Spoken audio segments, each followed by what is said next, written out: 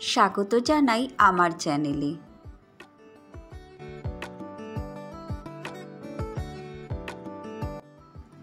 যাত্রা করছি ভারত বাংলাদেশ সীমান্ত দিয়ে। সামনেই রয়েছে বেশ বড় তারের বেড়া, পাশ দিয়ে চলেছে সরু পথ। এই পথ হচ্ছে ভারতের পথ, আর ওপাশে রয়েছে বাংলাদেশের গাছগাছালি আর নদী। ওই যে দেখা যাচ্ছে ব্রিজটা পার হয়ে চলে এলাম এপারে। ভারতের মেঘালয় রাজ্য থেকে উৎপন্ন হয়ে বাংলাদেশের সিলেট অঞ্চলে প্রবাহিত হয়েছে এই সীমান্ত নদী। ডাউকি নদীতে যাওয়ার আগে এদিকটা ঘুরতে এলাম। এসে দেখতে পাচ্ছি এখানে অনেক ছোট ছোট দোকান বসেছে, যেখানে রয়েছে ফল মূল, বিস্কিট, কোল্ড ড্রিঙ্কস এবং ছোট ছোট নানা রকমের দোকানপাট নিয়ে এখানে সব মহিলারা বসেছে। আম, কলা, তরমুজ, আনারস, লেবু সব কিছু এখানে পাওয়া যাচ্ছে। 2 ঘন্টা বৃষ্টির পর এখন সূর্য উঠেছে। এক কালী মন্দিরের পাশ দিয়ে ঘুরতে ঘুরতে চলে এলাম।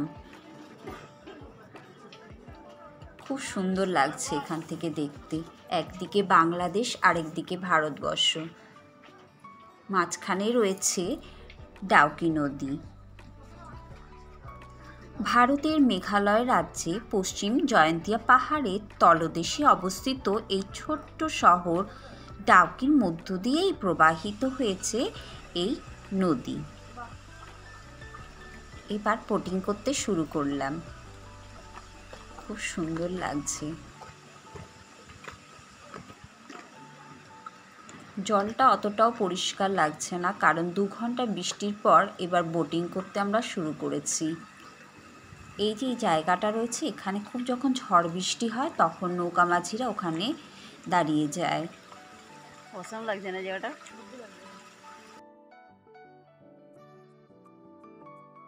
নদীর ওপরে এই ব্রিজটি হচ্ছে ভারত বাংলাদেশের যোগাযোগের একটি পথ। এখান থেকেই বাণিজ্য পথ হিসেবে ব্যবহার করে থাকে।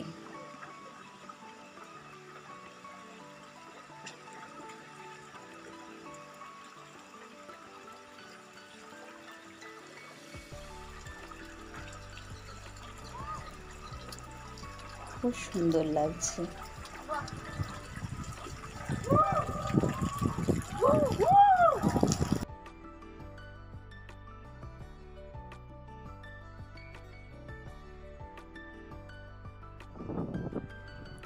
এই নদীর জল এত স্বচ্ছ যে দেখে মনে হয় কাচের উপর দিয়ে নৌকা চলছে। কিন্তু যেহেতু এখন 2 ঘন্টার পর আমরা বোটিং করছি, তাই জল অতটাও স্বচ্ছ নয়। এখানে বেড়ানোর সঠিক সময় হচ্ছে অক্টোবর মাস থেকে এপ্রিল মাস পর্যন্ত। এই সময়ে জল খুব স্বচ্ছ থাকে এবং কাচের মতো পরিষ্কার, যা তলদেশটি দেখতে পাওয়া যায়।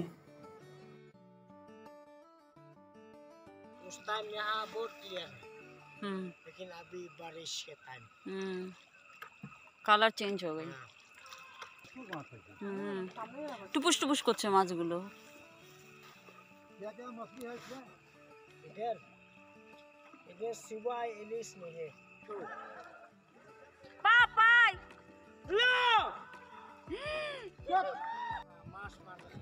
সবাই মাছ ধরছে বোটিং করে করে। খুব ভালো লাগছে। চারিদিকে পাহাড় আর মাঝখানে বয়ে চলেছে নদী, আর নদীর জল খুব কম। সবাই মাছ ধরছে, দেখে মনে হচ্ছে থাইল্যান্ডে আছি। সত্যি অপূর্ব সুন্দর জায়গা। আর শিলং থেকে ডাউকি দূরত্ব হচ্ছে 80 কিলোমিটার। 2 ঘন্টা 44 মিনিটের মতো লাগে। বিএসএফদের অফিস রয়েছে, একদিকে বাংলাদেশ আর একদিকে ভারতবর্ষ। অপরূপ সৌন্দর্যে ভরা ডাউকি নদী। অবশ্যই লাইফ জ্যাকেট দরকার আছে। যতই সাঁতার জানি না কেন আমরা, তবু লাইফ জ্যাকেট লাগবেই। আমার খুব ভালো লেগেছে। আপনাদের কেমন লেগেছে তা অবশ্যই জানাবেন।